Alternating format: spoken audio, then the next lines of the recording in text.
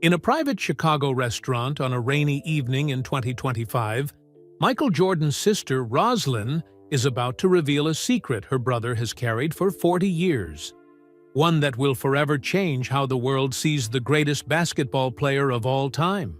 As the Jordan family gathers to commemorate the 40th anniversary of MJ's NBA debut, Roslyn prepares to share the truth about the profound regret that shaped Michael's entire career. His decades-long silence on social issues despite his unprecedented platform, breaking a promise he made to his father before James Jordan's tragic murder in 1993. "There's something about your father that even you children might not know," Roslyn says, her voice cutting through the quiet conversation at the table. What happens next will stun the sports world and rewrite the legacy of an icon who finally decides, at age 62, that it's time to make his most important comeback. Not to basketball, but to the purpose his father always hoped he would embrace. The trophy room wasn't open to the public tonight. The restaurant's warm lighting cast a gentle glow over the dozen people gathered around the long mahogany table. Outside, Chicago's evening traffic hummed beneath the May sky. But inside, the world of the Jordan family existed in its own bubble of privacy. Marcus Jordan stood at the head of the table, champagne flute raised. At 34, he carried himself with the same confidence as his father, though he'd forged his own path in the business world rather than chasing basketball ghosts. 40 years, Marcus said, his voice carrying across the room where framed Bulls jerseys and rare sneakers lined the walls. 40 years since Dad first stepped onto an NBA court and changed the game forever. The family gathered, nodded, and smiled. Jeffrey, the eldest son, sat beside his sister, Jasmine. The 17-year-old twins, Victoria and Isabel, sat quietly next to their mother. Cousins and other extended family filled the remaining seats. Everyone except the man himself. Michael Jordan had promised to join later, claiming a business matter needed his attention first. "Some of you weren't even born when Dad was playing," Marcus continued, glancing at his teenage half-sisters. "But you've all grown up in the shadow of what he accomplished." "Shadow's right," Jeffrey joked, earning light laughter. "Try playing a pickup game when your last name is Jordan." Across the table, Roslyn Jordan sat quietly. At 67, Michael's older sister had the same expressive eyes as her famous brother. She'd been there from the beginning, before the fame, before the championships, before Air Jordan was anything more than a skinny kid with dreams. "None of us could escape the spotlight," Marcus acknowledged. "But tonight isn't about that pressure. It's about family, about the man behind the legend only we got to see."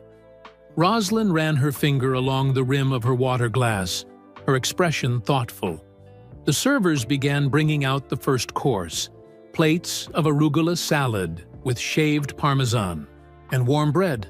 "You know," Roslyn said suddenly, her voice soft but carrying, "there's something about your father that even you children might not know." The conversation at the table gradually died down as heads turned toward her. Roslyn rarely spoke at family gatherings, preferring to observe rather than command attention. "What's that, Aunt Roz?" Jasmine asked, leaning forward. At 32, she had her father's sharp intelligence and her mother's beauty. Roslyn set down her glass. "Your father told me something once, years ago. Something he's carried with him his whole life. A regret so deep it shaped everything he did afterward." A hush fell over the room. Even the servers seemed to slow their movements. "What kind of regret could Michael Jordan possibly have?" Jeffrey asked, voicing what everyone was thinking. "The man's accomplished everything." "That's what the world thinks," Roslyn replied, a sad smile crossing her face. That's the story everyone tells. 6 championships, 5 MVPs, billions in the bank, and the greatest basketball player who ever lived. But your father's had a weight on his shoulders since he was young, and he's never let it go. Victoria, the more outspoken of the twins, frowned. "Is this about Grandpa James?" she asked, referring to Michael's father, who had been murdered in 1993, a tragedy that had deeply affected the family. "It's connected to your grandfather," Rosalind nodded. "But it goes deeper than that. It's something your father confided in me during his playing days. Something he made me promise never to tell anyone." Marcus set down his champagne flute. "Then maybe you shouldn't, Aunt Rose. If Dad wanted us to know—" "He does," Rosalind interrupted, surprising everyone. "That's why I'm bringing it up now. He called me last week and said it was time. He's 62 now. He's been thinking about his legacy, about what he leaves behind beyond the trophies and the brand." The family exchanged glances. Michael Jordan was famously private, rarely discussing his inner thoughts, even with his children. "Michael told me he's tired of carrying this alone," Rosalind continued. "And he wants to start with all of you understanding the truth before he goes public with it." "Goes public?" Jeffrey repeated, sounding concerned.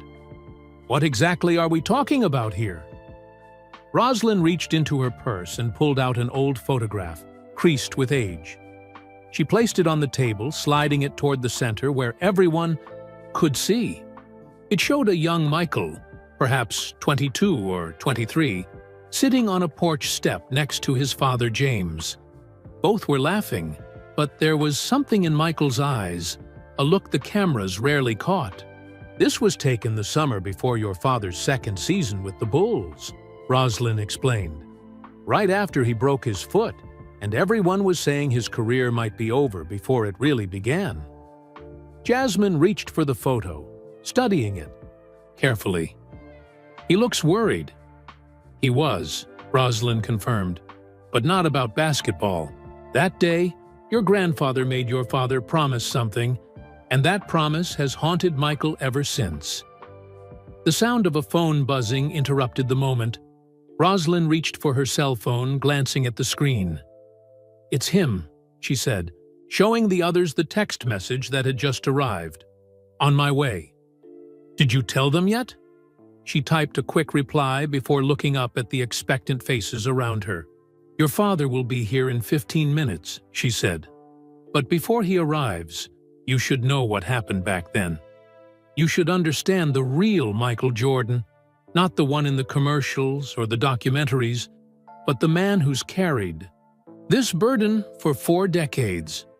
Rosalind took a deep breath, seeming to weigh her words carefully. "It all started in Wilmington, back when we were kids. Your father wasn't always the confident man you know. There was a time when he was just a skinny boy with big dreams and bigger fears." Just as she began to speak again, the restaurant door opened. Everyone turned, expecting to see Michael, but it was only a server bringing in more water.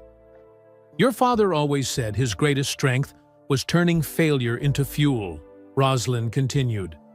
"But there was one failure he could never overcome, one regret that drove him to heights no one thought possible. And tonight, after 40 years, he's finally ready to face it." Rosalind's phone buzzed again. She looked down at the screen, her expression changing subtly. "He's here," she said quietly, just as the sound of footsteps approached from the restaurant entrance. "And now you'll all finally understand the truth about Michael Jordan." The footsteps grew louder. The family's heads turned toward the entrance. But instead of Michael Jordan's commanding presence, it was only the restaurant manager coming to check if they needed anything. Rosalind's shoulders relaxed slightly. "False alarm," she said. "We have a few more minutes." She looked down at the old photograph again. "Before your father arrives, let me take you back to where it all began." The family leaned in as Rosalind transported them to another time, another place. Wilmington, North Carolina, 1972, she began.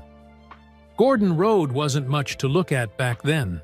Our house was small, 3 bedrooms for 5 children, your grandparents, and occasionally your great-grandmother. Michael and I shared a room with our brother Larry for years. Dad shared a bedroom? Victoria asked incredulously, thinking of her father's 56,000-square-foot mansion in Jupiter, Florida. Hard to imagine, isn't it? Rosalind smiled. But that's where your father's story really starts. Not in Chicago, not at North Carolina, but in that crowded little house where he learned what it meant to fight for everything he got.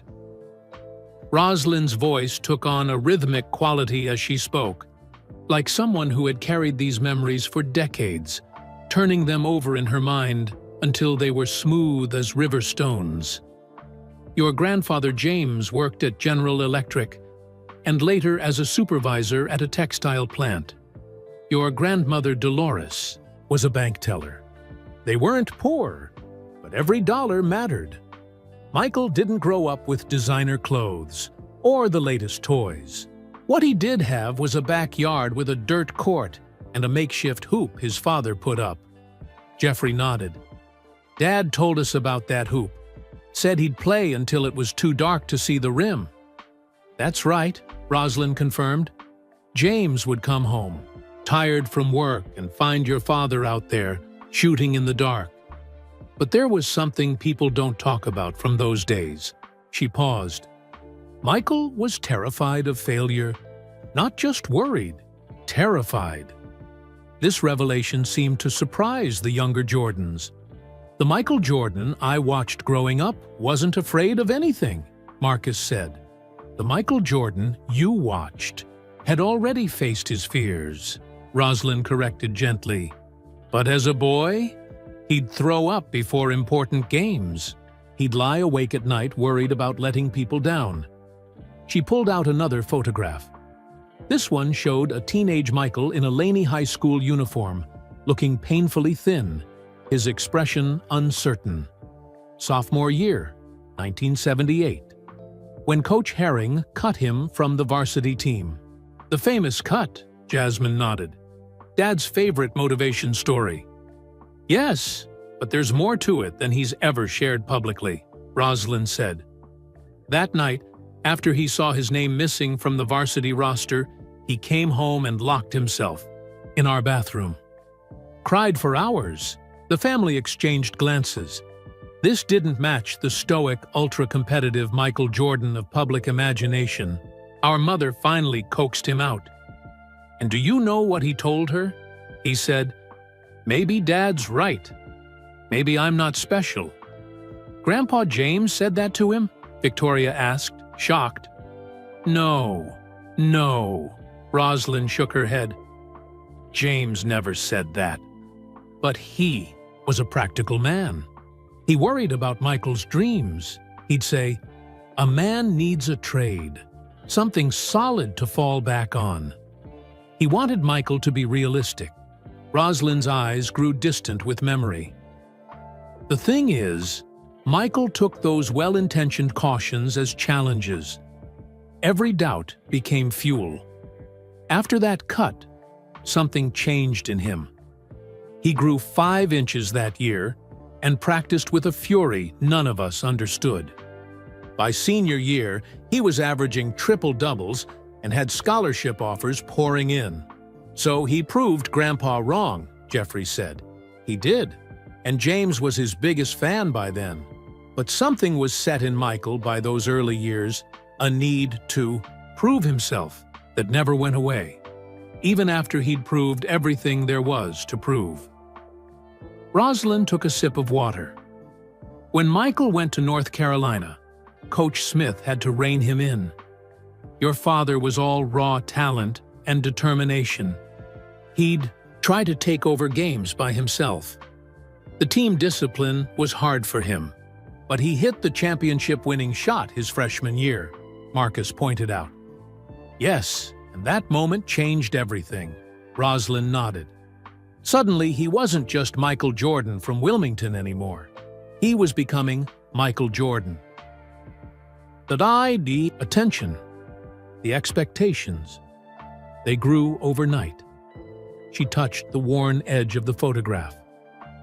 That summer when he came home, I noticed something different about him. There was a weight on him that hadn't been there before. One night, we were sitting on the porch, just the two of us, and he said something I never forgot.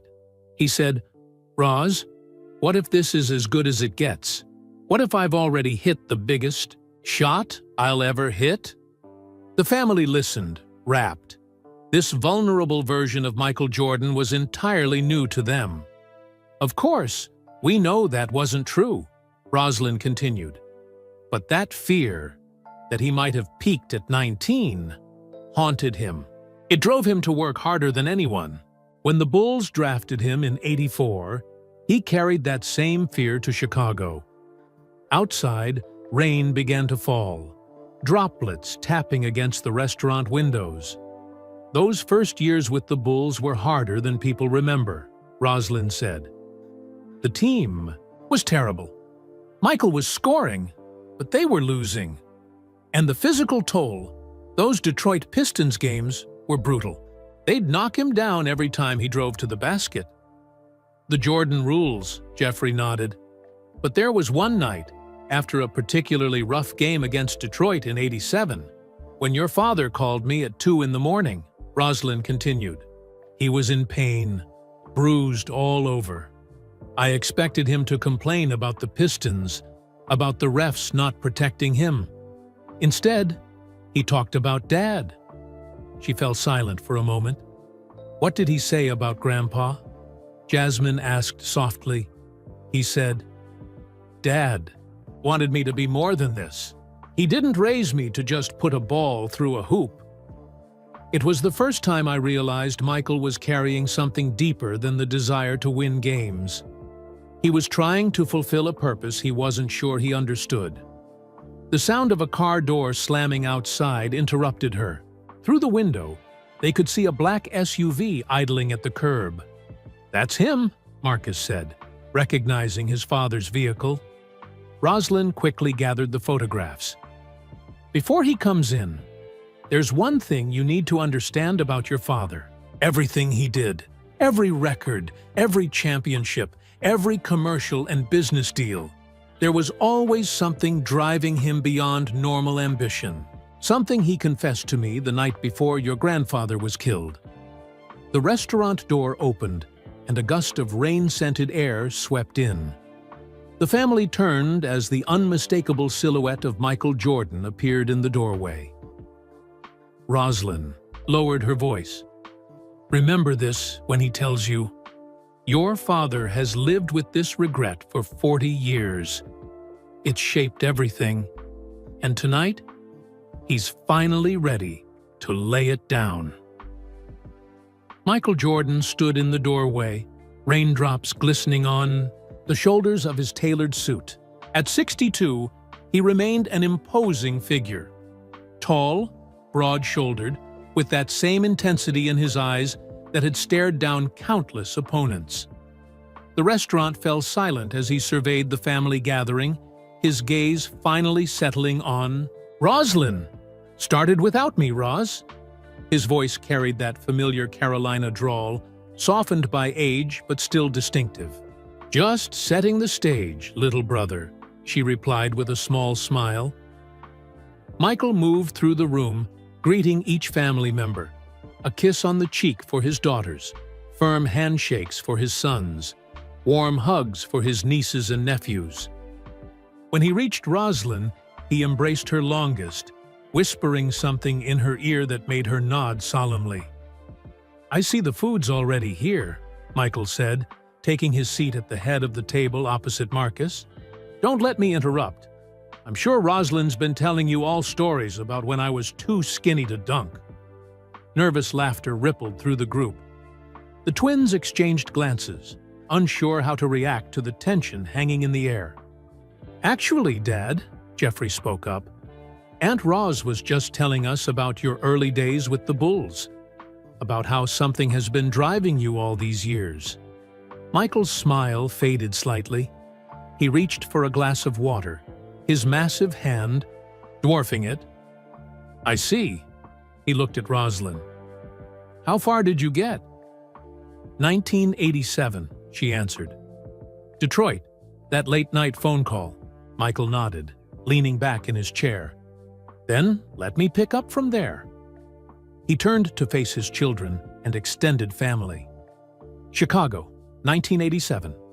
I was 24 years old, leading the league in scoring for the first time, but we were still losing. 38-44 that season. His voice took on the cadence of a storyteller, someone who had revisited these memories countless times in private. Chicago Stadium back then wasn't like the United Center now, he continued. It was older, smaller, louder when full.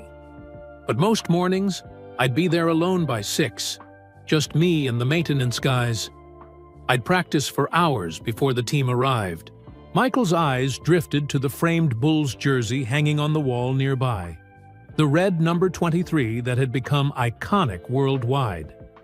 People think I was always confident, always knew I'd be great. Truth is, those early years, I was terrified of failing. The Bulls had drafted me to save the franchise. Season ticket sales tripled the year I arrived. That's a lot of pressure for a kid from Wilmington. Marcus nodded. You've always said your competitiveness drove you. That's the story I've told, Michael acknowledged. And it's partly true. But there was more to it. He glanced at Rosalind, who gave him an encouraging nod. The night before my first All-Star game in '85, my father called me. I was nervous. All these legends I'd be playing with and against. Bird, Magic, Isaiah. Dad sensed it. He told me something I carried with me through my entire career. He said, "Remember, basketball is what you do, not who you are." Michael's voice softened. I said all the right things. Yes, sir, I understand. But the truth is, I didn't. Couldn't separate myself from the game. Every loss felt like personal failure. Every criticism was an attack on my worth. He traced the condensation on his water glass. By '87, I was the face of Nike. The commercials, the shoes. Air Jordan was becoming a global brand. People wearing my name on their feet in places I'd never even visited. The famous "It's Gotta Be the Shoes" campaign, Jasmine said. Michael nodded. Spike Lee as Mars Blackman. Suddenly, I wasn't just an athlete. I was a business, a brand, a cultural icon. The money was pouring in, but something was getting lost. He fell silent for a moment, seeming to organize his thoughts. The night Rose mentioned after that Detroit game, I was lying in my apartment, ice packs everywhere. The Pistons had put me on the floor a dozen times. Laimbeer, Mahorn, Rodman, they were relentless. I called Rose because I couldn't sleep, not just from the pain, but from this growing feeling that I was headed down a path I hadn't intended. What path was that, Dad? Victoria asked quietly. Becoming just another rich athlete. Just another celebrity. Michael's eyes hardened. My father didn't raise me for that. He worked factory jobs his whole life, came home with calloused hands, never complained. He taught us dignity, purpose, responsibility to others. But you've given millions to charity, Jeffrey pointed out. Money is easy to give when you have plenty, Michael replied. Time, attention, your voice. Those are harder, Rosalind interjected, gently. Tell them about the championship years, Michael. About what you told me after the first one. Michael's expression changed, a mixture of pride and something more complex crossing his features. 1991. We finally got past Detroit in the Eastern Conference Finals, then beat Magic and the Lakers for the championship. First title for the franchise. He looked around the table. Everyone thinks that must have been the happiest moment of my life. And I was happy, don't get me wrong. But that night, after all the celebrations, I sat alone in my hotel room looking at that trophy, and I felt hollow. The family listened. In stunned silence, I called Roz. It was 3 in the morning, Chicago time, which meant it was 4 in North Carolina. I woke her up, but she listened anyway. Michael shot his sister a grateful look. I told her, "I've reached the top of the mountain, and there's nothing here." Michael's voice grew husky with emotion. All those years of work, of pain, of sacrifice. And when I finally got what I thought I wanted, it didn't fill the hole I was trying to fill. Outside, the rain fell harder, drumming against the windows. Inside, the Jordan family remained transfixed by this unfamiliar version of the man they thought they knew. The next 5 championships, the records, the MVP awards, I kept chasing more, thinking the next achievement would finally be enough. But it never was, because what I was missing couldn't be won on a basketball court. Michael's gaze returned to the old photograph of him and his father that Rosalind had placed on the table earlier. "Dad knew," he said softly. He always knew there was more to life than fame or fortune. He tried to tell me, and I thought I was listening. But I wasn't. Not really. Not until it was too late. A heaviness settled over the room at Michael's words. Marcus signaled discreetly to the servers to give the family privacy, and they withdrew silently to the kitchen. "Too late?" Jasmine prompted gently. "What do you mean, Dad?" Michael took a deep breath, his broad shoulders rising and falling. After that first championship, everything accelerated. The Bulls became a global phenomenon. Kids in China and Brazil were wearing Bulls caps. We weren't just winning, we were changing the game, changing the culture. He drummed his fingers on the cue table, a habit his children recognized from moments when he was organizing his thoughts. From 91 to 93, those first 3 championships, I was at my peak physically. The basketball was perfect. His eyes lit up momentarily with the memory. Working with Scotty, with Phil Jackson's triangle offense, it all clicked. 3 straight championships. But perfect basketball didn't mean a perfect life, Rosalind added softly. Michael nodded, his expression darkening. The price of fame kept growing. I couldn't go anywhere without being mobbed. Reporters camped outside my house. Every aspect of my life became public property. The gambling stories, Jeffrey said, referencing the media controversy that had surrounded his father during those years. That was part of it, Michael acknowledged. Suddenly, my character was being questioned. People who'd never met me were analyzing my psyche on national television, wondering if I had a problem. All because I enjoyed playing cards on team flights or golf with friends. He shook his head, still bothered by the memory decades later. But that wasn't what really got to me.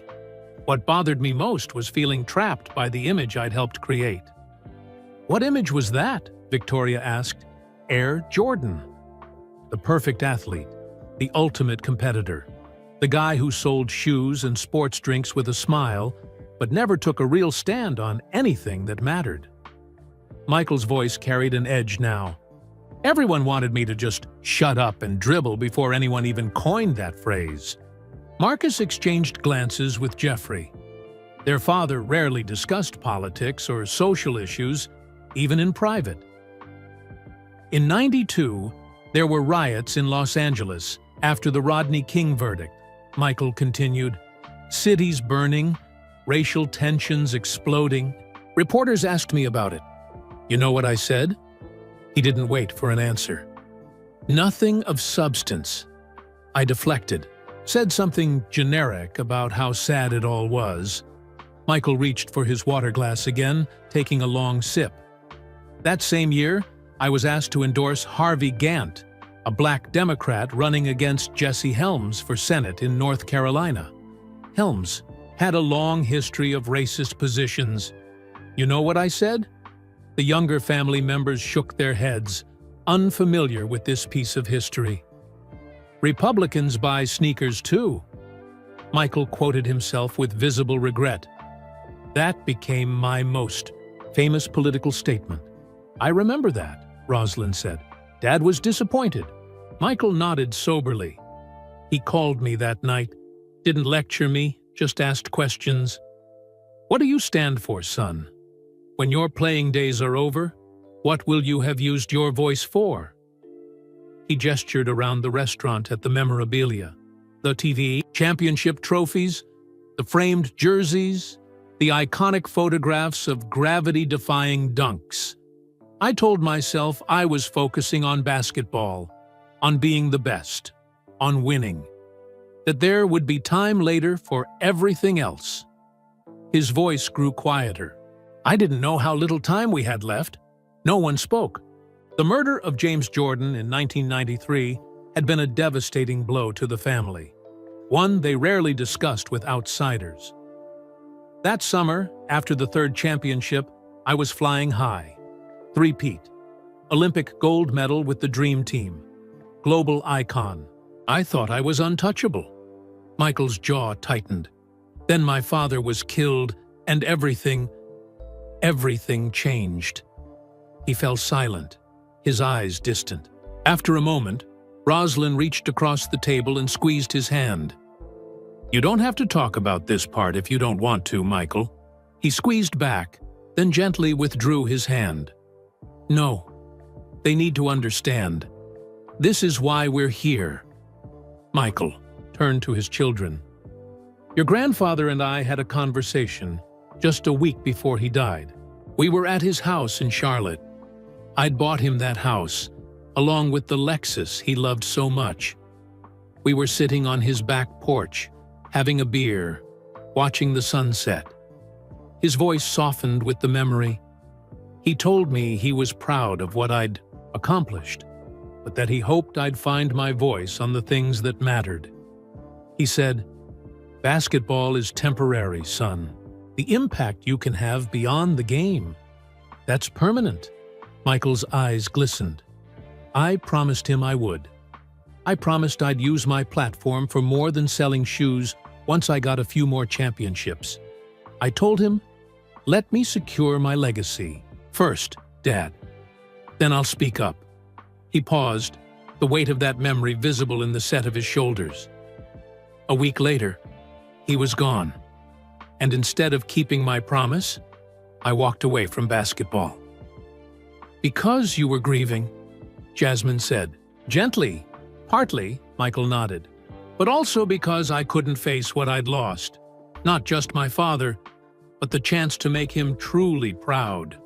To show him I understood what he'd been trying to teach me all along. Outside, the rain had stopped. Through the window, the Chicago skyline glittered with thousands of lights against the night sky.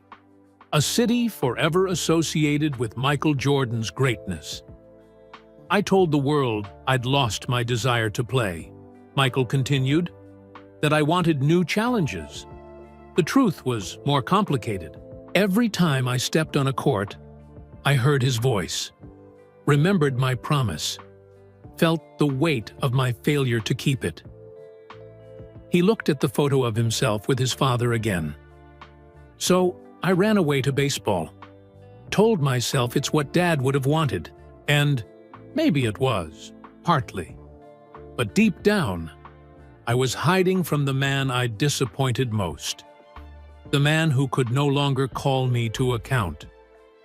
Michael fell silent, his revelation hanging in the air.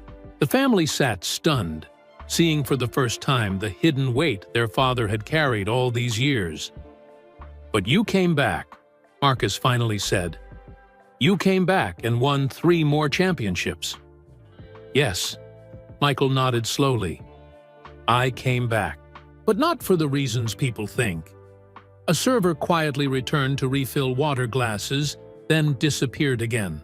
The family waited for Michael to continue, the revelation of his true motivations hanging in the air.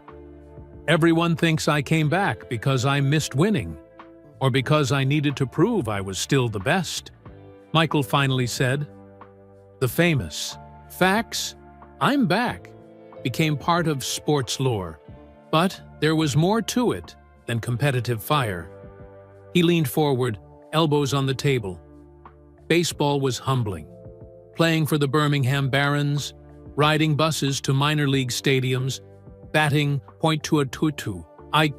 Wasn't special anymore. I was just another player trying to make it, and not doing very well. Did you really think you could make it to the majors? Jeffrey asked. Michael's mouth quirked in a half-smile. My whole life, I'd turned doubters into fuel. Why not again? But baseball taught me something I hadn't expected. What was that? Victoria asked. Perspective, Michael answered. For the first time since I was a teenager, I wasn't Michael Jordan with all the weight that came with it. I was just Michael, struggling, failing often, living a more normal life. It gave me space to think, to grieve. His expression grew distant. There was a night in Birmingham. We'd lost a game to the Huntsville Stars.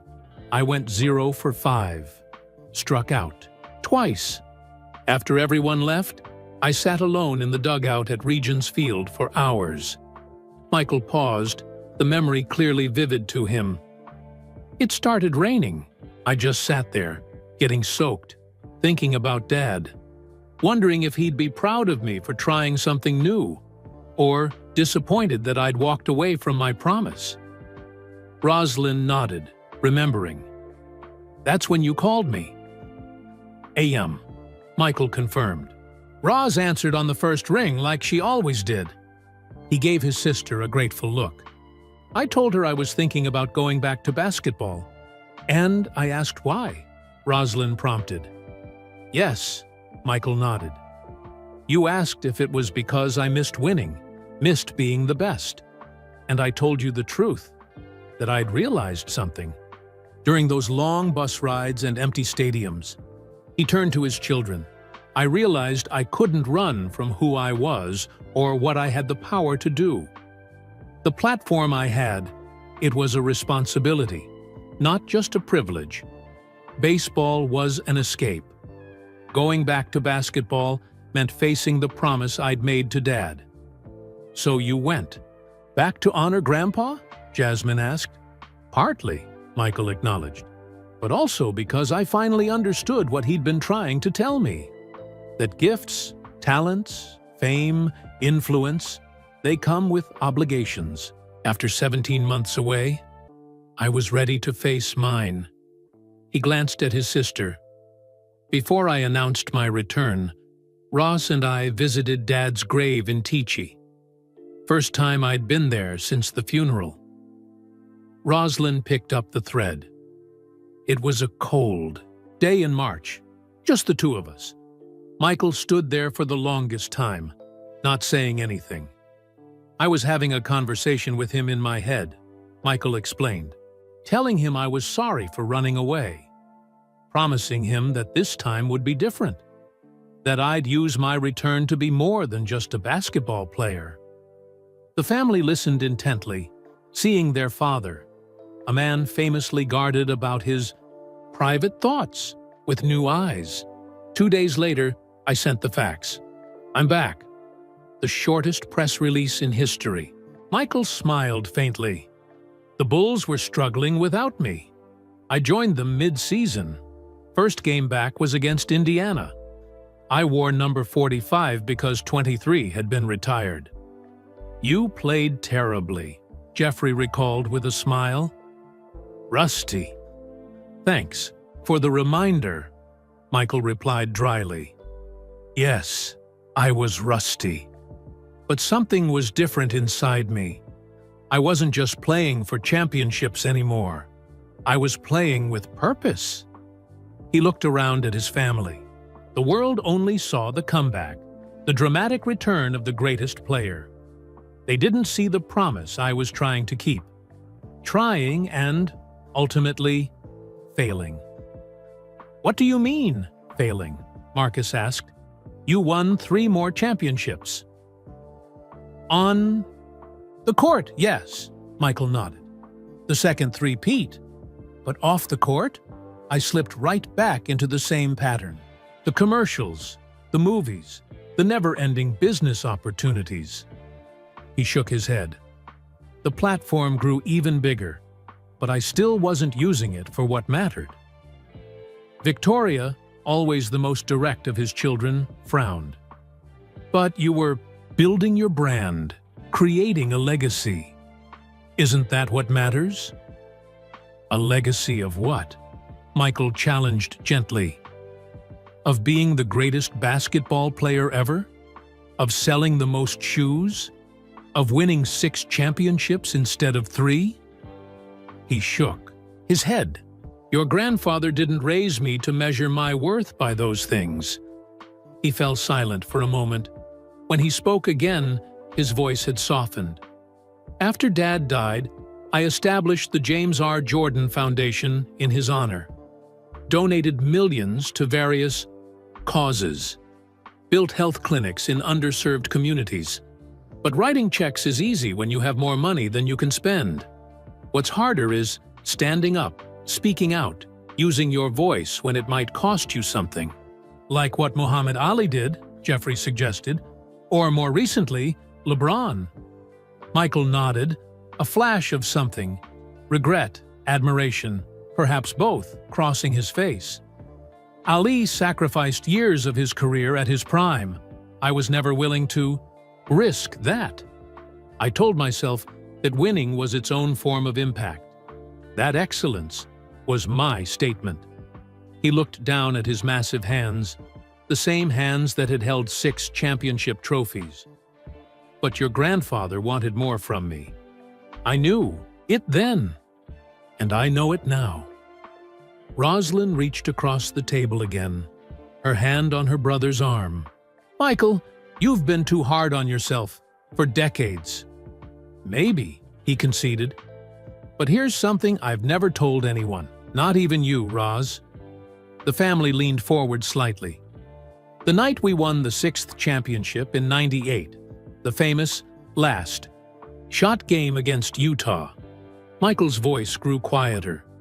"After all the celebrations, the interviews, the champagne, I went back to the hotel room and cried for hours."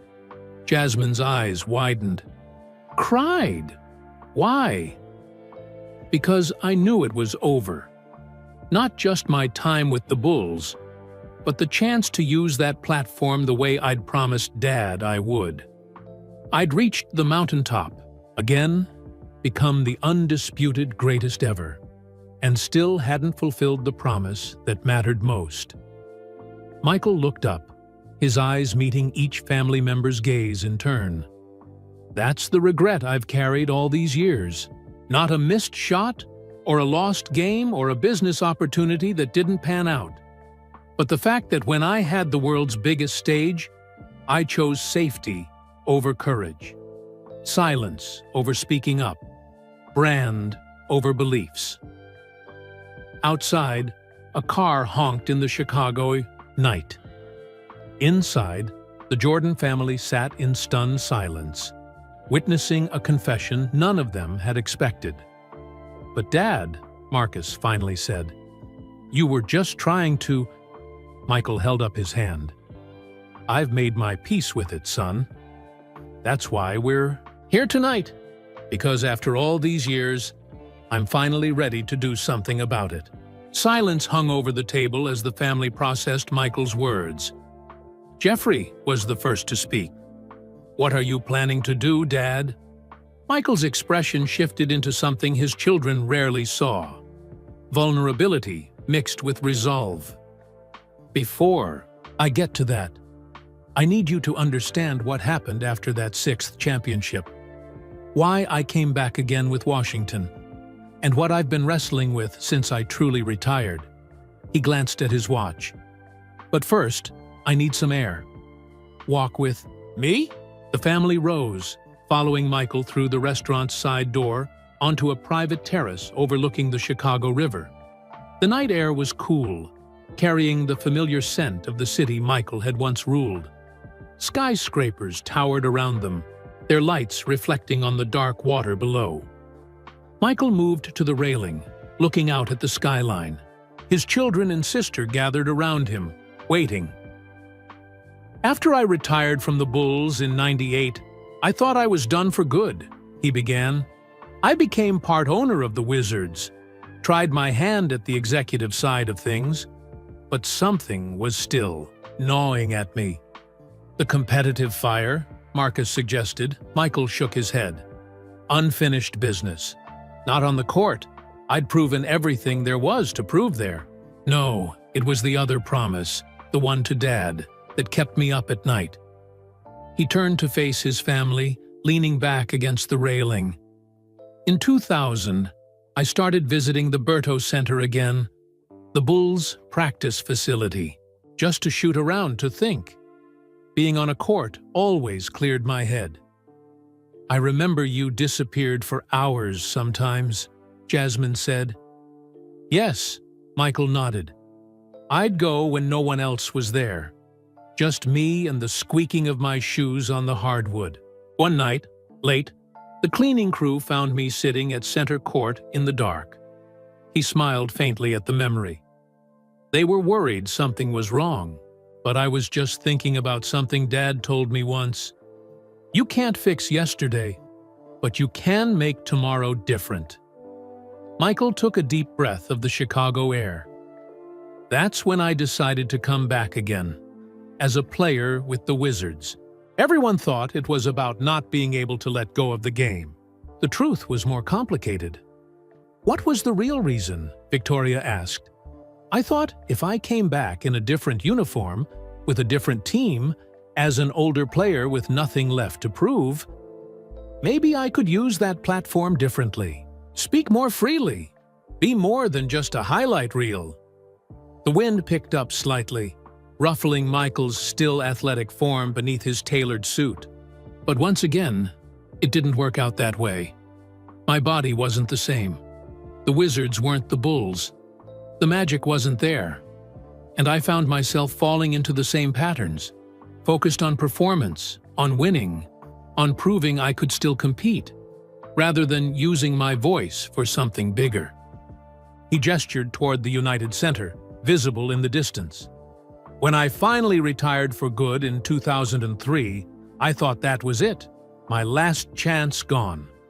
I told myself I'd focus on business, on ownership with the Bobcats, later the Hornets, on building my brand into a billion-dollar enterprise. Which you did, Jeffrey said with pride. Yes, Michael acknowledged. The Jordan brand thrived. The checks got bigger. Forbes called me a billionaire. But every time I visited Dad's grave, I felt that same heaviness, that same sense that I'd succeeded at everything except the one thing he'd asked of me. He turned, back to the skyline, his silhouette sharp against the city lights. The years passed, my business empire grew, but I kept myself isolated, avoided controversy, stayed in my lane. Until 2020, Rosalind said quietly. Michael nodded slowly. Until 2020, George Floyd's murder, the protests, the country forced to confront its racial wounds. I watched younger athletes speaking out, using their platforms, taking risks I never took. His voice grew softer. I donated $10 million to build health clinics, made a statement condemning Floyd's death, but it felt too little, too late, safe. The kind of statement a corporate board would approve. He turned back to his family, his expression solemn. Last month would have been Dad's 90th birthday. I went to his grave alone, sat there for hours, just talking to him in my head, and I realized something. What was that? Jasmine asked. that it's never too late to keep a promise, that at 62, I still have a voice, a platform, influence, that maybe the biggest comeback of my career isn't on a basketball court, but in finding the courage to stand for something beyond myself. Michael looked at each family member in turn. I've spent my life being careful, protecting the brand, staying politically neutral, following the path of least resistance. But Dad deserved better from me, and so did all the kids who looked up to me, especially the black kids who saw me as more than just a basketball player. The Chicago night enveloped them, the sounds of the city creating a backdrop to this family revelation. The documentary, The Last Dance, told part of my story, but it didn't tell this part. It didn't reveal my greatest regret. Michael's Asusa voice grew stronger. Now I'm ready to tell the full truth. Not just to you, but to the world. Jeffrey stepped closer to his father. What exactly are you planning, Dad? Tomorrow morning, I'm giving an interview on national television. I'm going to talk about this regret I've carried, about my silence when my voice could have mattered, about the promise I made to Dad and failed to keep.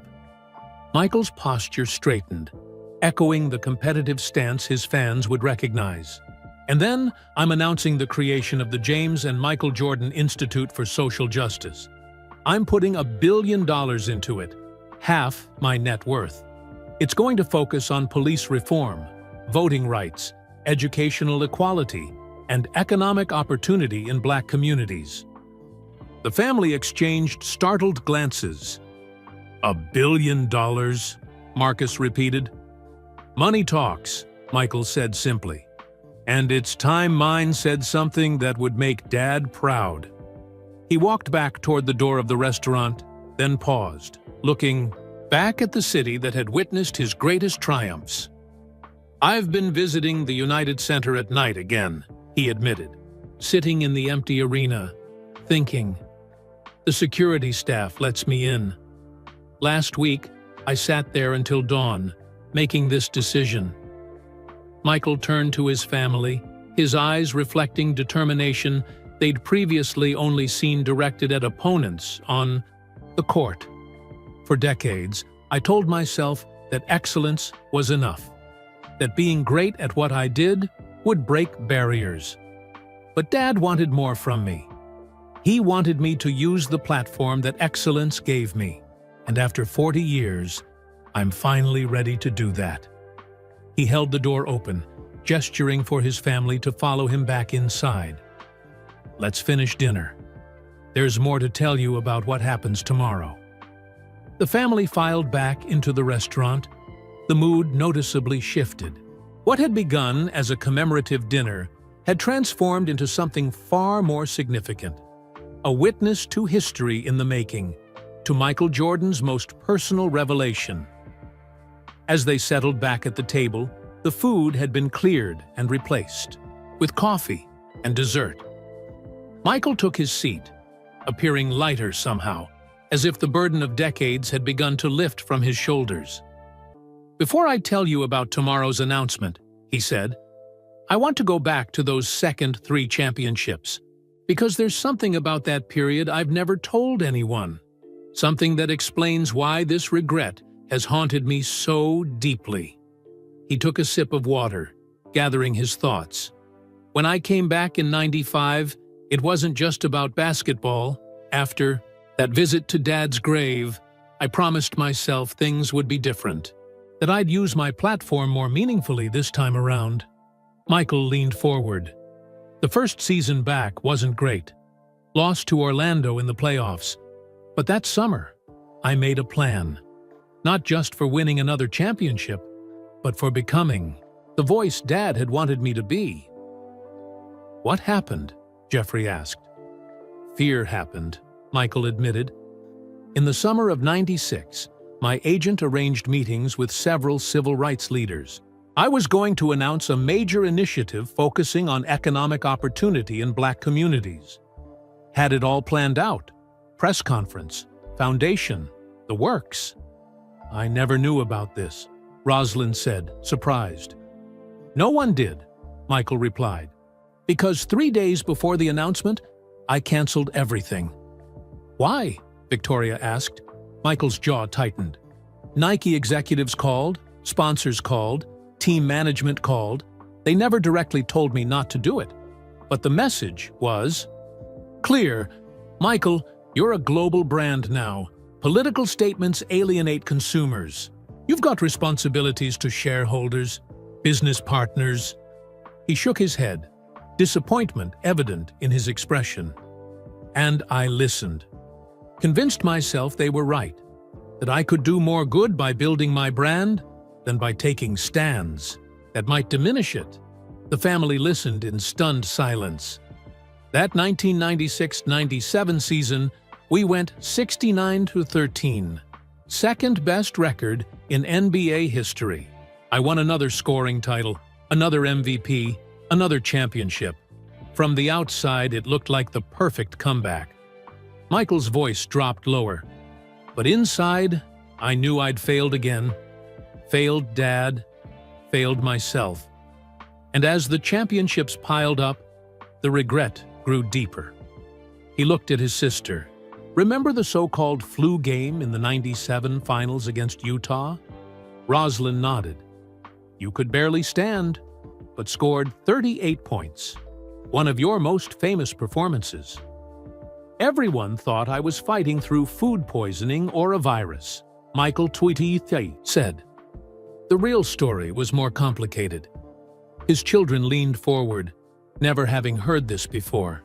That morning, I'd seen a news report about a black teenager killed by police in Chicago. No weapon, shot in the back. While I was in my hotel room in Utah preparing for a basketball game, people in the city I represented were protesting in the streets. Michael clasped his hands together on the table. I called my publicist, told him I wanted to say something about it after the game. He talked me out of it, said it would distract from the finals, create controversy. He looked at each family member.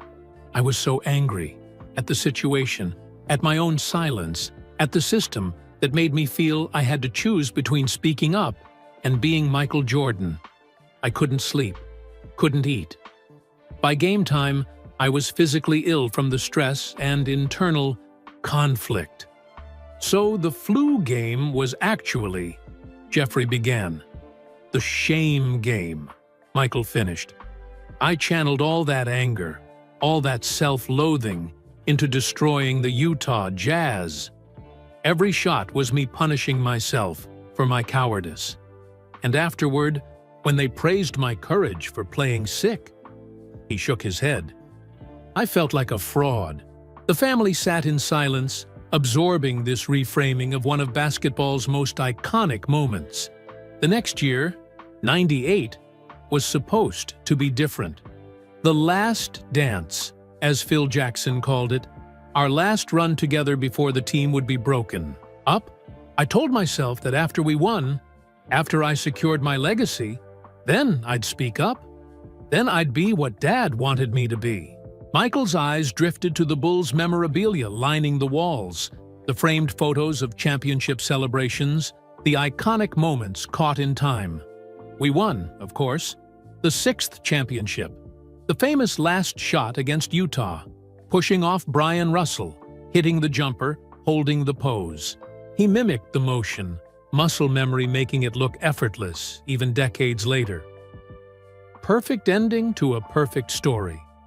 But not really the end, Jasmine said softly. No, Michael agreed. That night, after the celebrations, I sat alone in my hotel room and made a list of all the issues I planned to speak out on now that my Bulls career was over. Police brutality, voting rights, economic inequality, educational opportunity. His expression darkened. A week later, my agent came with new endorsement deals, business opportunities that would make me not just wealthy, but powerful in a different way. A path to becoming the first black majority owner in major sports. And you chose that path, Marcus observed, not accusingly, but understanding. I rationalized it, Michael nodded. Told myself I could do more good by gaining economic power than by being just another athlete with opinions. That ownership, business success, would be its own form of breaking barriers. He looked at his sister. By the time I decided to come back with Washington, I had almost convinced myself that Dad would have approved of this approach, that he would have seen the strategy in it. But you never really believed that, Rosalind said gently. No, Michael admitted. Every time I sat in the owner's box watching my team play, every time I cashed another endorsement check or saw my net worth climb, I heard his voice asking what I was doing with the platform I'd been given. He straightened in his chair, decision evident in his posture. That ends tomorrow. At 62, I'm finally ready to be the man my father raised me to be. Looking around at his family, Michael's expression softened. I wanted you all to hear this from me first, to understand why I've carried this weight for so long, and why tomorrow's announcement is so important to me. Jasmine reached across the table and took her father's hand. Grandpa would be proud, Dad. Michael squeezed her hand, his eyes suspiciously bright. I hope so, because this isn't just about clearing my conscience. It's about doing what I should have done decades ago, using this platform while it still matters. Outside, a distant siren wailed through the Chicago night. Inside, the Jordan family witnessed the prelude to perhaps the most significant comeback of Michael Jordan's career. Not as an athlete, but as a voice. The server returned, quietly clearing coffee cups and dessert plates. Michael checked his eatery watch. It was nearly midnight, but none of the family showed any signs of wanting to leave. The revelation of his decades-long regret and tomorrow's planned announcement had created an atmosphere of anticipation none wanted to break. Tell us about after basketball, Jeffrey prompted. These last 20 years. Michael nodded, his expression contemplative. After the Wizards' comeback failed to give me what I was looking for, I retreated. Focused on business. Bought the Bobcats, now the Hornets. Built my compound in Jupiter, Florida. Tried to convince myself that business success was its own form of impact. And you've been incredibly successful, Marcus pointed out. Forbes puts your net worth at over $2 billion. Money was never the goal, Michael replied. It was just the scoreboard society used to measure me after I couldn't be measured by points and championships anymore. He drummed his fingers on the table, a habit his children recognized from moments of deep thought. The hardest part of the past 20 years has been watching the world change while I stayed silent. Hurricane Katrina devastated New Orleans' black communities. I donated, but said nothing about the government's failed response. The killings of Trayvon Martin, Eric Garner, Tamir Rice. I expressed private sympathy, but no public outrage. Election after election, where voting rights were under attack, I stayed on the sidelines. You weren't the only one, Jeffrey said, attempting to comfort his father. No, but I had a platform others didn't, Michael countered. When I'd visit Nike headquarters in Beaverton, they treated me like royalty. The Jordan brand was bringing in billions. I had the ear of corporate leaders, politicians, influencers. I could have used that access differently. His gaze drifted to the window, where Chicago's skyline glittered against the night sky. The irony is that my silence didn't even work as a business strategy. Look at today's athletes. LeBron, Kaepernick, Rapinoe. They've spoken out, taken stands, and their brands have only grown stronger for it. The world changed, but I was still operating on the Republicans Buy Sneakers Too playbook from 1990. When did you realize that? Victoria asked. Gradually, then suddenly, Michael answered. For years, I told myself I was playing the long game, gaining economic power before using my voice. But watching younger athletes step up while I remained silent? That became harder and harder to justify. He folded his hands on the table. In 2020, during the protests after George Floyd's murder, one of my grandsons, your son, Jeff, asked me a question I couldn't answer. Jeffrey looked surprised. Marcus asked you something? He was only 8 then. Michael nodded. We were watching the news together at my house in Jupiter. Footage of the protests. He looked up at me and asked, Grandpa, you're Michael Jordan. Why don't you say something to make it stop? The family fell silent. Out of the mouths of babes, Rosalind said softly. Yes, Michael agreed. I made a statement, donated money, but it was careful, corporate. And afterward, I couldn't shake that question. Why don't you say something to make it stop? He shook his head.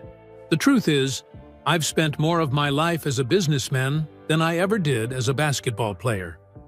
30 years building the Jordan brand, running the Hornets, expanding my empire. And somewhere along that journey, I lost sight of the responsibility that came with the platform basketball gave me. It's not too late, Dad, Jasmine said gently. No, it's not, Michael agreed. That's what I finally realized during COVID. All that time in isolation gave me space to reflect, to remember conversations with Dad that I'd tried to forget, to recognize that at 60, I still had time to become the man he'd hoped I would be. He looked around at his family. The past 3 years, I've been quietly educating myself, meeting with activists, civil rights leaders, policy experts, not for publicity, no cameras, no press releases, just listening, learning, preparing. This was news to even Rosalind, who looked at her brother with newfound respect. When The Last Dance documentary came out, people wondered why I agreed to it after refusing for so many years, Michael continued. They thought it was about cementing my basketball legacy.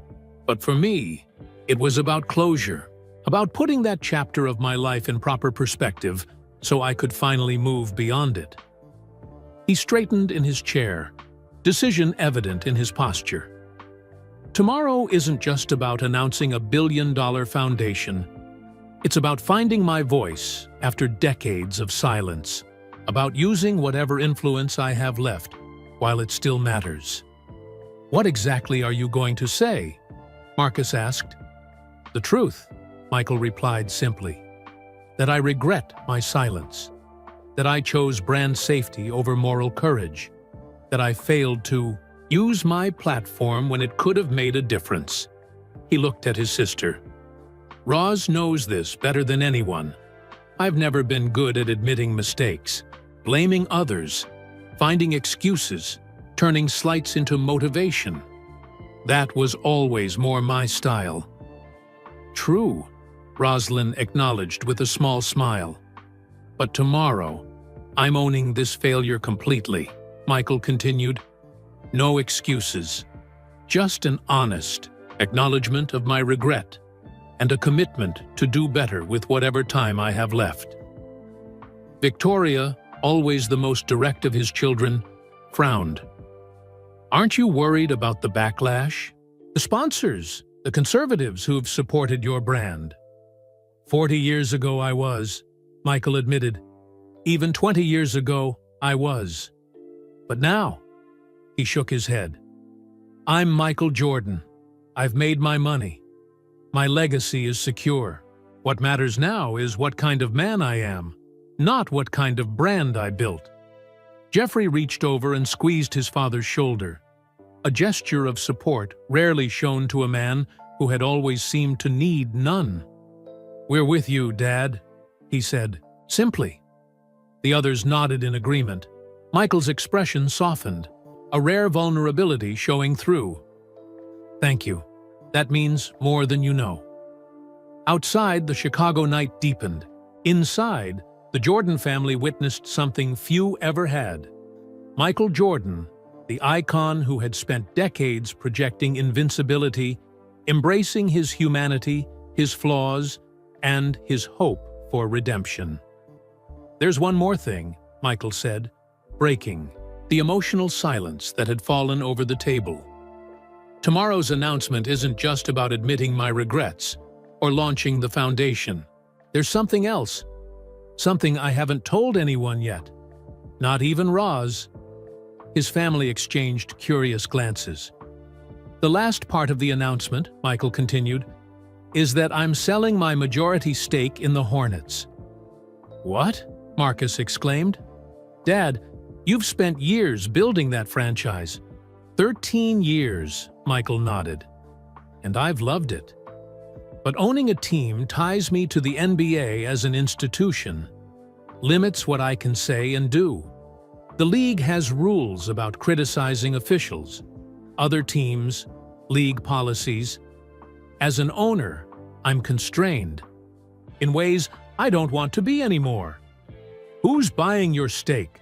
Jeffrey asked, business-minded as always. "A group of black entrepreneurs and investors I've been quietly mentoring," Michael answered, "making them the first black majority ownership group in the NBA. That's been in the works for months.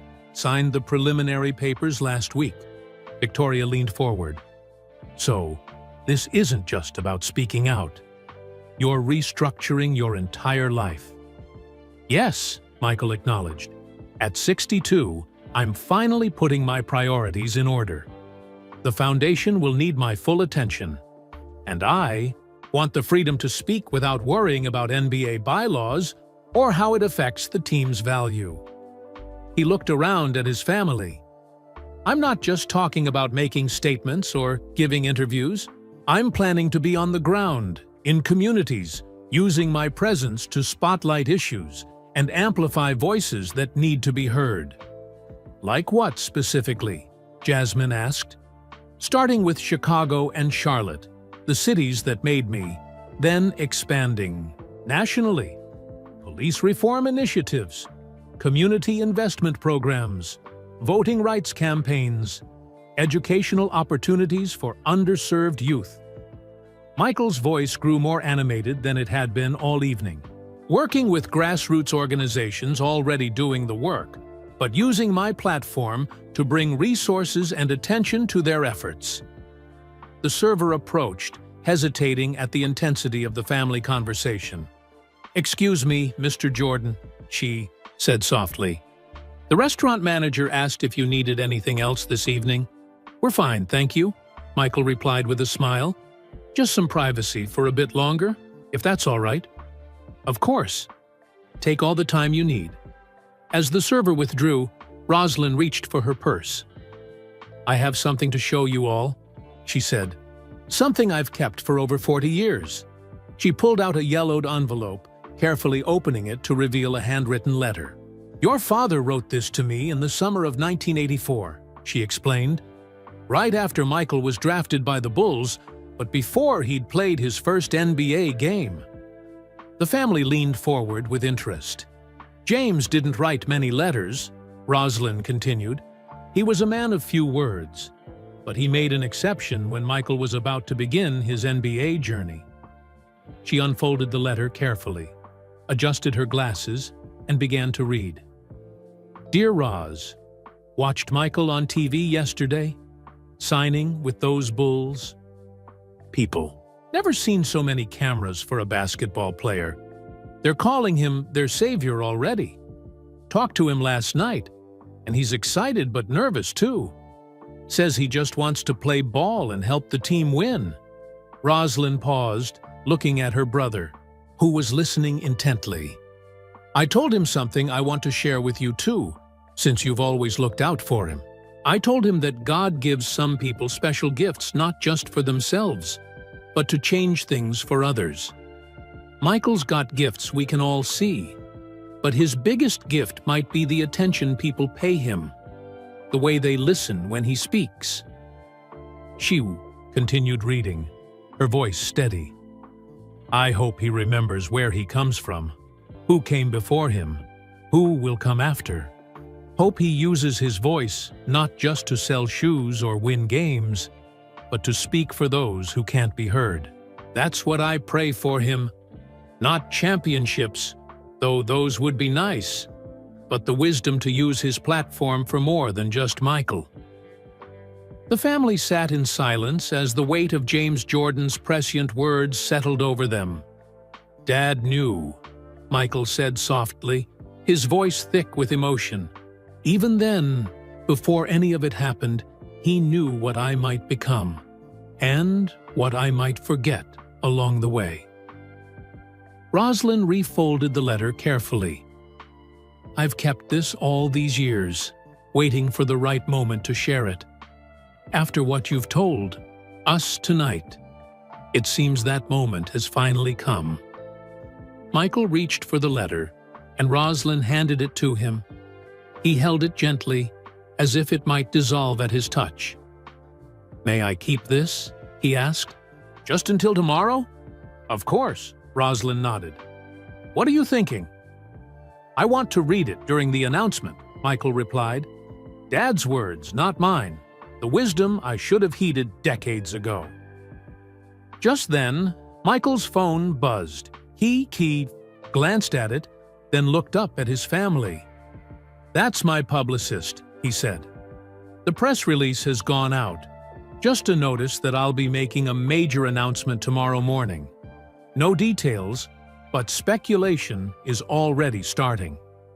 He showed them the phone screen where notifications were rapidly appearing, texts, emails, social media alerts. "CNN is speculating it's a health announcement," Jeffrey noted, reading over his father's shoulder. "ESPN thinks you're buying another team," Marcus added. "Fox Business is guessing it's a major Jordan brand expansion," Victoria said. Michael put the phone away with a small smile. "Not one of them is close, which is exactly how I've wanted it.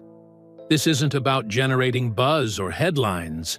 It's about finally doing what's right, what Dad wanted me to do all along." He stood, stretching slightly. "It's getting late. We should probably wrap up. Tomorrow's going to be a big day." The family rose, gathering their belongings. As they prepared to leave, Jasmine touched her father's arm. "Dad," she said quietly, "I've been thinking about something while you were talking. About Grandpa James." "What's that, sweetheart?" Michael asked. "You keep saying you failed him," she said. "But maybe this was his plan all along." Michael tilted his head questioningly. "Maybe he knew you weren't ready back then," Jasmine continued. "Maybe he planted that seed knowing it would take decades to grow. That you needed to experience everything you did. The championships, the business success, the failures, before you could truly understand what he was asking of you." Michael stood silent, considering his daughter's words. "Maybe your voice is more powerful now than it would have been then," she finished. "Coming from the Michael Jordan who's lived a full life, who has nothing left to prove, who's finally ready to stand for something beyond himself." Michael pulled his daughter into a tight embrace. "When did you get so wise?" he whispered. "I had a pretty good role model," she replied. "A father who was never afraid to admit when he was wrong and try to make it right." As the family prepared to depart, Michael lingered, looking around the restaurant at the memorabilia chronicling his legendary career. "Tomorrow," he said, more to himself than to anyone else, "we start a new chapter." Morning arrived with a brilliant Chicago sunrise. The Jordan family had gathered in Michael's penthouse suite at his downtown hotel, watching as a team of publicists, network producers, and camera operators transformed the adjoining conference room into a makeshift studio. Outside, media vans lined the street. Satellite dishes pointed skyward. Michael stood at the window, dressed in a simple charcoal suit with no tie, watching the commotion below. The speculation had reached fever pitch. Overnight, his name trending worldwide, sports networks running constant coverage, social media ablaze with theories. 10 minutes, Mr. Jordan, an assistant called from the doorway. Michael nodded, turning back to his family. You don't have to watch from here. There are better seats in the conference room. We want to be with you until the last moment, Jasmine said. The others nodded in agreement. Michael smiled, touched by their support. He reached into his pocket, feeling the folded letter from his father that Rosalind had given him the night before. I've spent 40 years thinking about this moment, he said quietly, imagining what it would feel like to finally say these things publicly. And how does it feel? Jeffrey asked. Like hitting a game-winning shot, Michael replied. That same mix of terror and clarity. A producer appeared at the door. We're ready for you, Mr. Jordan. Michael embraced each family member, saving Rosalind for last. Thank you, he whispered to his sister, for carrying this truth all these years, for waiting until I was ready to hear it. Dad would be proud today, she replied, squeezing his hands. Michael walked alone into the conference room, where a single chair awaited him before a backdrop bearing no logos, no sponsors, no symbols, just a simple blue curtain. 3 cameras faced him, their red lights indicating they were already live. As he took his seat, a makeup artist darted in for final touches, then disappeared. The room fell silent as the producer counted down with her fingers. 3, 2, 1. Michael Jordan, who had faced the world's scrutiny for 4 decades, looked directly into the camera with the same unflinching gaze that had intimidated countless opponents. Good morning, he began, his voice steady. Thank you for joining me today. For once, I don't have a team of speechwriters or brand managers crafting my words. What I'm about to share comes directly from my heart, without filters or corporate approval. He paused, gathering his thoughts. Most of you know me as a basketball player. Some know me as a businessman. Today, I want to speak to you as simply a man. A 62-year-old man looking back on his life with both pride and regret. In the adjoining room, his family watched on a monitor, holding their collective breath. I've achieved more than I ever dreamed possible in my life. 6 NBA championships, 5 MVP awards, a global brand worth billions. By conventional measures, my life has been an extraordinary success. Michael leaned forward slightly, his expression growing more solemn. But there's something I've never spoken about publicly. Something I've carried with me since I was a young man just entering the NBA. A regret that has haunted me through championships, through business success, through every accolade and achievement. He reached into his pocket and withdrew James Jordan's letter. My father, James Jordan, wrote this letter in 1984, just after I was drafted by the Chicago Bulls. I only saw it for the first time last night, when my sister Rosalind shared it with me. But its message is one my father tried to instill in me throughout his life. Michael unfolded the letter carefully and read aloud the passage about God giving people special gifts, not just for themselves, but to change things for others, about using his voice for those who couldn't be heard. When he finished reading, he carefully refolded the letter and looked back at the camera. My father was murdered in 1993, just as I was reaching the height of my basketball powers. Before his death, he asked me to remember that my platform, my voice, was meant for more than just selling products or winning games. He wanted me to speak for those who couldn't be heard. Michael's expression reflected decades of carried weight. I failed him. For 40 years, I've prioritized my brand over my voice. I've chosen commercial success over moral courage. I've remained silent on issues that matter. Because Republicans buy sneakers too. A flippant comment I made in 1990 that became my unconscious mantra. In hotel rooms, living rooms, sports bars, and offices across the world, people watched in stunned silence as Michael Jordan, an icon who had spent decades carefully managing his image, laid bare his deepest regret.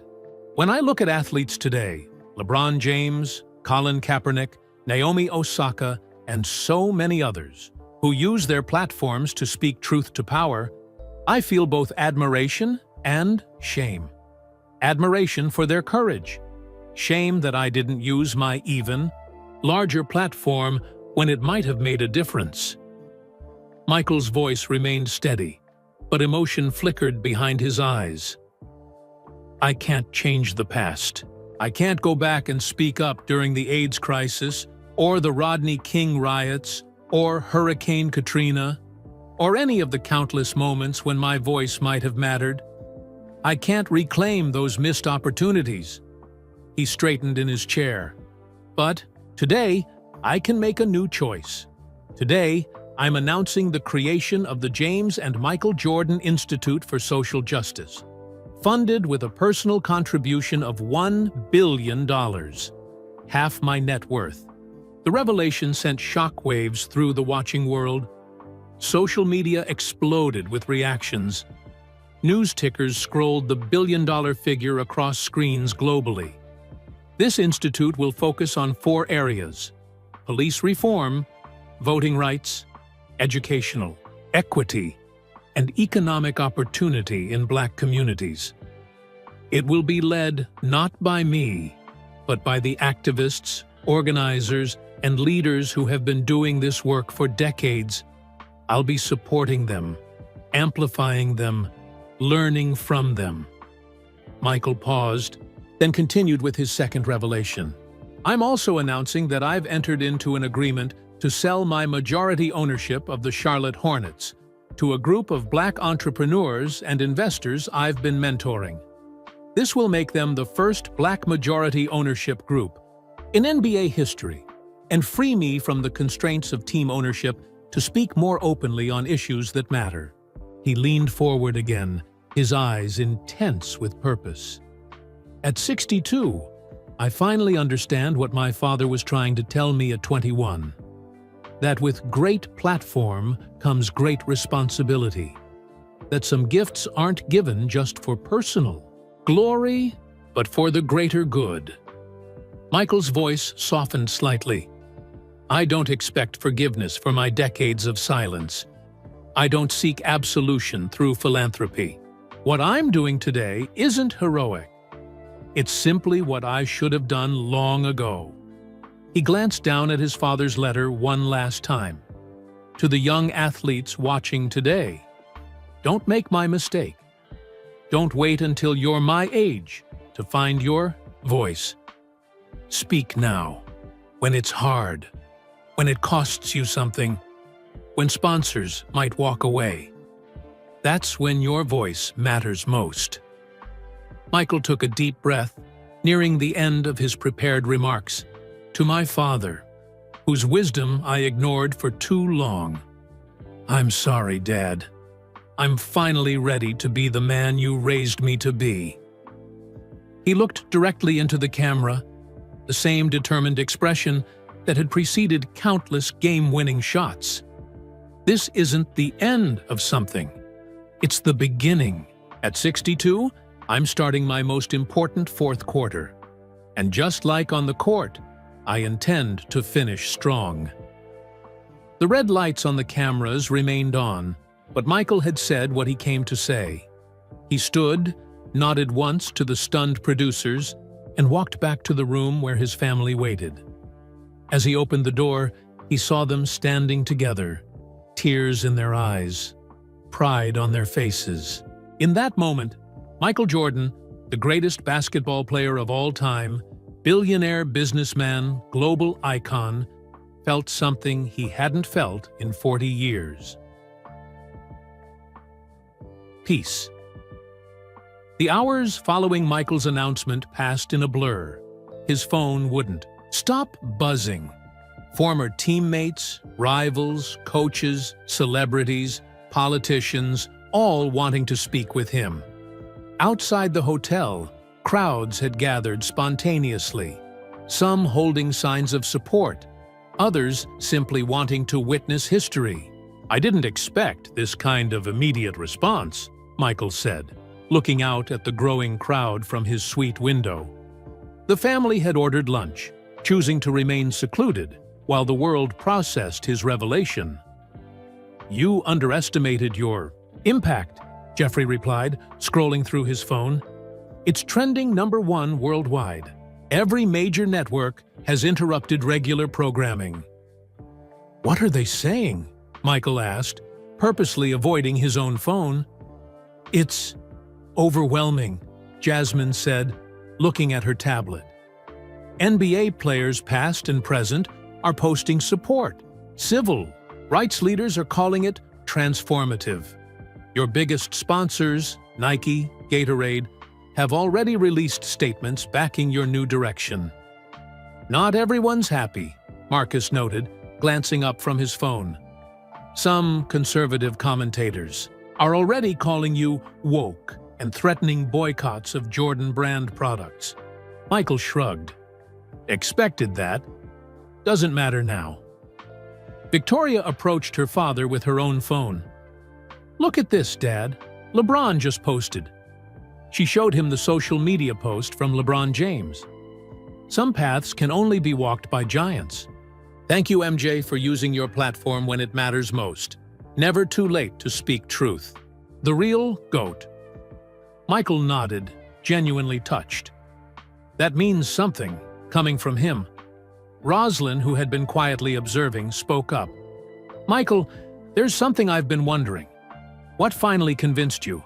After all these years, why now?" The room fell silent, everyone curious about the answer. Michael sat down heavily in an armchair, his expression thoughtful. 3 things happened last month, all within the same week. He leaned forward, clasping his hands together. "First, I visited Dad's grave on what would have been his 90th birthday.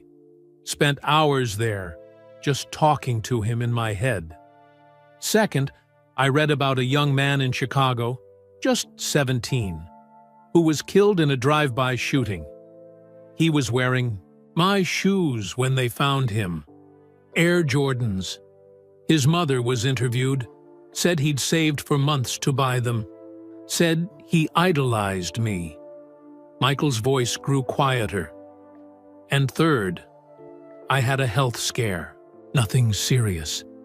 Elevated blood pressure, doctor warning me to reduce stress. But it made me think about mortality, about legacy, about what really matters in the end." He looked up at his family. Those 3 things together, Dad's memory, that boy's death, my own mortality, they crystallized something I've known for decades but kept avoiding, that all the achievements, all the wealth, all the adoration means nothing if I haven't used my voice for what matters. Outside, they could hear chants beginning to rise from the crowd below. Michael stood and walked to the window again, listening. "What are they saying?" Jasmine asked, joining him. Michael smiled faintly. "Thank you, MJ." Over and over. A knock at the door interrupted the moment. Jeffrey answered it, returning with a hotel manager who looked both nervous and excited. "Mr. Jordan, I'm sorry to disturb you, but there's someone here who insists on seeing you. We've been keeping all visitors away as requested, but this person is, well, rather persistent." "Who is it?" Michael asked. "Dr. Harry Edwards, sir." "He says you'll want to see him?" Michael's eyebrows rose in surprise. Harry Edwards, the famed sociologist, civil rights activist, and sports consultant who had organized the Olympic Project for Human Rights in 1968, leading to the iconic Black Power salute by Tommy Smith and John Carlos. "Send him up immediately," Michael said. Minutes later, the 82-year-old Edwards entered the suite, his imposing frame still powerful despite his age. Michael moved to greet him with extended hand, but Edwards pulled him into a firm embrace instead. 40 years I've been waiting for this day, young man, Edwards said, his deep voice filling the room. 40 years. I'm sorry it took so long, Michael replied, genuine regret in his voice. Edwards shook his head. Every man finds his voice in his own time. What matters is that when the moment came, you didn't flinch. You spoke truth. The activist turned to acknowledge the rest of the family, then back to Michael. I came because what you've done today changes everything. An athlete of your stature, your global influence, committing resources on this scale. It creates possibilities we've only dreamed of. I have a lot to learn, Michael admitted. A lot of catching up to do. That's why I'm here, Edwards replied. Not to praise you, but to work with you. To help ensure this $1 billion creates real change, not just good publicity. Michael nodded, appreciating the directness. That's exactly what I need. People who'll tell me the truth, not what they think Michael Jordan wants to hear. Then, let's get to work, Edwards said, because the press conference was just the beginning. The real challenge starts now. Later that evening, after Edwards had departed with plans for their first working session the following week, Michael found himself alone with Rosalind on the suite's balcony. The Chicago skyline glittered before them as night fell, a beautiful reminder of the city where his legend had been built. You seem different already, Rosalind observed, studying her brother's face. I feel different, Michael acknowledged. Lighter somehow. Dad would be so proud, she said, not just of what you announced today, but of the man you've become. Someone who can acknowledge mistakes, who can change course even after all this success. Michael smiled, gazing out at the city lights. You know what I keep thinking about? That game against Utah in '97, what I called the shame game yesterday. The flu game, Rosalind nodded. I've been carrying that shame for decades. The memory of seeing that news about the teenager killed by police, wanting to speak out, and choosing silence instead. He shook his head. Today feels like finally making that right. Like hitting the shot I should have taken 28 years. I'll go. Inside the suite, they could hear the rest of the family laughing, ordering dinner. Living in this new reality where Michael Jordan had finally revealed his deepest regret and committed to a new purpose. It's not too late, is it, Roz? Michael asked quietly. To make a difference? Look at the response today, she answered. You've already made a difference just by speaking up, by being honest about your regrets. The foundation, the initiatives, that's all still to come. He nodded, taking a deep breath of the Chicago night air. Tomorrow I go back to Charlotte to finalize the team sale. Next week, meetings with civil rights leaders, policy experts, community organizers. The real work begins. And basketball? Rosalind asked. Will you miss being connected to the game? Michael smiled, a genuine smile that reached his eyes. Basketball gave me everything. Fame, fortune, a platform. But it's time to use that platform for something bigger than sports. Something Dad always knew mattered more. As they stood together in comfortable silence, Michael's phone buzzed with a text from Jeffrey. CNN wants to know if you'll do an interview tomorrow about the foundation plans. Michael looked at the message, then back at the Chicago skyline. The city where he had soared through the air, defied gravity, and changed basketball forever. Tell them yes, he replied. It's time to use this voice. Rosalind squeezed his hand, and in that simple gesture was 40 years of shared history. of secrets kept and now revealed, of a promise finally fulfilled. Michael Jordan, the greatest basketball player of all time, had begun his most important comeback, not to the game that made him famous, but to the purpose his father had always hoped he would find, using his unprecedented platform to lift more than just himself, to speak for those whose voices went unheard, to transform his personal regret into lasting change, and in doing so, he had finally found peace. I hope this powerful tale of regret, redemption, and finding your voice resonated with you. Where are you listening from today? We'd love to know in the comments below. If you enjoyed this story, please like this video and subscribe to our channel for more thought-provoking content just like this. Don't forget to share with your friends and family who might appreciate Michael Jordan's journey, spreading both kindness and awareness, one story at a time. Until next time, remember, it's never too late to find your voice and stand for what matters.